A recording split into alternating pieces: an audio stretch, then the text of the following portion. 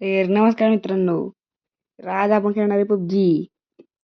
ते आपण दररोज असं पण आज पण खेळणार आहे. तर आपण मॅच केली आहे सुरू. तर मी लावले आहे लिविक. आता मी लिविक खेळणार आहे. लिविक खेळायला खूप मजा येते. आता बघा माझा स्प्रे साई स्प्रे असा लावा लागतो स्प्रे.